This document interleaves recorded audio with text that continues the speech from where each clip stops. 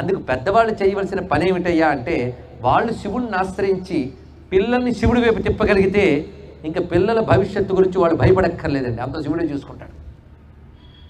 అలాగ వయస్సు కాదయ్యా శివ పూజకి నిమిత్తము. మరి శివారాధన ఎప్పుడు చేయాలంటే రిటైర్ అయిన తర్వాత చూసుకుంటానండి అన్నాడు ఒక ఆయన. మేము కనబడుతూ ఉంటారులేండి మాకు ప్రవచనాల్లో.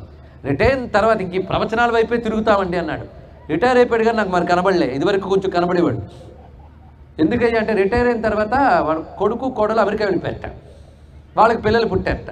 ఇద్దరు ఉద్యోగులు అవ్వడంతో అక్కడ పని మనుషులు దొరకరు కనుక వీళ్ళిద్దరిని పిలిపించుకున్నారు. వాళ్ళు అక్కడికి వెళ్ళి ఉడిగం చేస్తున్నారు, మొత్తం పోయింది. ఇది వాయిదాలు ఎక్కడేస్తాడండి.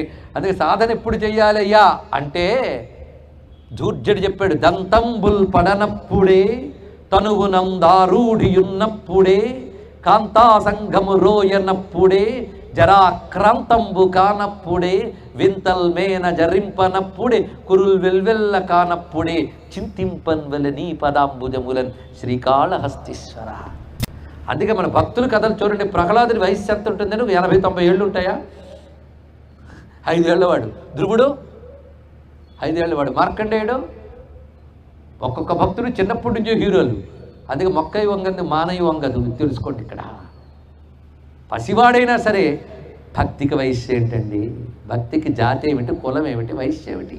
భక్తి ఎంత గొప్పదో. ఇక్కడ మంత్రానికి తంత్రానికి అధికారాలు చూస్తారు కానీ భక్తికి అధికారం ఏముంది? భక్తుని వాడు మంత్రాలు తంత్రాలు జోలికి వెళ్ళాడు, ప్రేమగా పిలుచుకుంటాడు చాలు. ఆ ప్రేమగా పిలిస్తే భగవంతుడికి మంత్రం కావాలా? ఏ వేదంబు పఠించలూత భుజగంబే శాస్త్రములు సూచే తానే విద్యాభ్యసనం బోనర్చె కర్రి చెంచే మంత్రము హించే బోధావిర్భూత విధానములు చదువులయ్యా కావు నీ పాద సంసేవాశక్తియ కాక జంతుతతికిని శ్రీకాళహస్తీశ్వర. ఎంత భరోసా ఇస్తుందండి హిందూ మతం.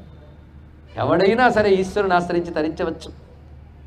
ఒక్కొక్కప్పుడు మనకు లేనప్పుడు ఈశ్వరుణ్ణి అడగాలి. ఎందుకంటే ఒక పాపం కొద్దీ లేకుండా పోయింది. విశ్వం ఈశ్వర రూపం కనుక ఆయన్ని అడిగితే విశ్వం నుంచి ఇస్తాడు ఆయన, నీ అర్హతను బట్టి. అది కూడా అడిగేవని ఇచ్చాడు, అర్హత బట్టి ఇస్తాడు ఇక్కడ.